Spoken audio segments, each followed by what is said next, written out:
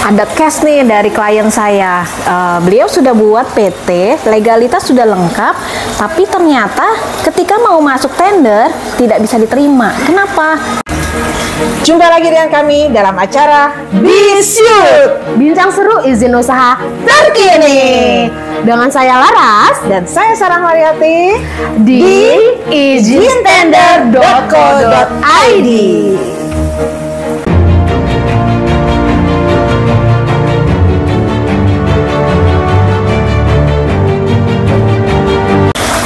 Assalamualaikum warahmatullahi wabarakatuh. Dengan saya Rumi dari ijintender.co.id. Kali ini saya ingin berbagi informasi tentang bagaimana cara mendirikan perusahaan yang sesuai dengan kode KBLI dan perusahaan Anda diterima di ikut tender project di Indonesia. Pertama-tama, kamu harus menentukan dulu mau bikin PT atau CV. Nah, banyak nih klien-klien saya yang galau. Apa sih bedanya PT sama CV? Mau yang mana, baikan mana gitu ya. Kalau kamu pengen tahu beda PT dan CV, kita ada di video-video sebelumnya, bisa dicek aja. Tapi bidang konvensional, biasanya perusahaan-perusahaan konvensional ini banyaknya di Indonesia itu adalah PT ya. Bikin PT itu mudah loh, semudah membalikan telapak tangan. Walaupun nggak secepat ini sih gitu. Tapi kalau kamu sudah tahu persyaratan-persyaratannya dan sudah bisa memenuhinya, legalitas perusahaan akan cepat bisa langsung dalam genggamanmu. Oke, pertama-tama kamu harus tentukan bidang usaha yang mau ditentukan gitu. Nah, pastikan bidang ini adalah bidang yang memang dikuasai ya dan akan dijalankan. Ada case nih dari klien saya. Beliau sudah buat PT, legalitas sudah lengkap, tapi ternyata ketika mau masuk tender tidak bisa diterima. Kenapa? Karena KBLI-nya berbeda. Nah, ini yang harus kita antisipasi. Jadi, pastikan kamu tahu kode KBLI kamu itu masuk yang mana. Bidang konstruksi misalnya. Nah, bidang konstruksi itu ada banyak. Ada konstruksi gedung, sipil, mekanikal, bahkan ada alus listrik juga. Artinya, kamu harus pastikan lagi konstruksinya yang mana gitu. Nah, untuk kode KBLI kamu bisa cek di klasifikasi baku lapangan usaha 2020. Gitu. Bisa cek di website kita. Oke. Yang kedua, setelah kamu bisa menentukan kode bidangnya, tentukan 2 orang minimal sebagai pemegang saham dan pengurus. Kalau sendiri boleh nggak? Enggak. Syaratnya minimal 2 orang. 3, 4 boleh nggak? Boleh. Kemudian orang itu bisa rekan bisnis, kakak gitu. Keluarga boleh nggak?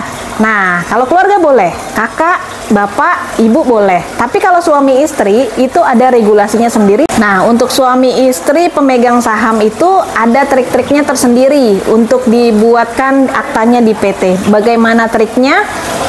Nanti kamu bisa cek aja di video-video kita yang sebelumnya. Nah, setelah pengurus dan pemegang sahamnya ditentukan, yang ketiga adalah kamu tentukan jumlah modalnya. Nah, jumlah modal ini disesuaikan dengan kode KBLI-nya ya. Kode KBLI sekarang adalah biasanya dia akan menentukan untuk kode KBLI ini minimal modalnya sekian. Kode KBLI yang lain itu berbeda-beda. Nah, itu bisa dicek lagi kode KBLI yang kamu ambil apa. Nanti modal di setornya bisa ditentukan dari situ. Jangan sampai salah. Karena bisa beda. Kalau dulu kan modalnya berapa, kecil, menengah, besar. Kalau sekarang harus ditentukan dulu dari kode KBLI-nya. Kadang ada kode KBLI 1 yang minimal modalnya 5 miliar. Tapi ada juga kode KBLI 1 yang minimal modalnya 300 juta. Ada juga yang tidak ditentukan, artinya 100 juta pun tidak masalah. Nah, ini kamu harus benar-benar aware tentang modal yang disetor. Oke, setelah tahu modal yang disetor yang harus kamu setorkan berapa, baru tentukan pembagian modalnya kepada rekan pengurus dan pemegang sahamnya. Nah, dan yang terakhir yang penting juga ini adalah lokasi usaha. Walaupun lewat online ya, tapi tetap lokasi usaha itu kamu harus tentukan lokasi yang memang diperuntukkan untuk usaha. Kadang ada beberapa yang tidak diizinkan nanti keluar izinnya kalau kita pakai lokasi-lokasi perumahan atau tempat-tempat yang tidak sesuai dengan tata kota.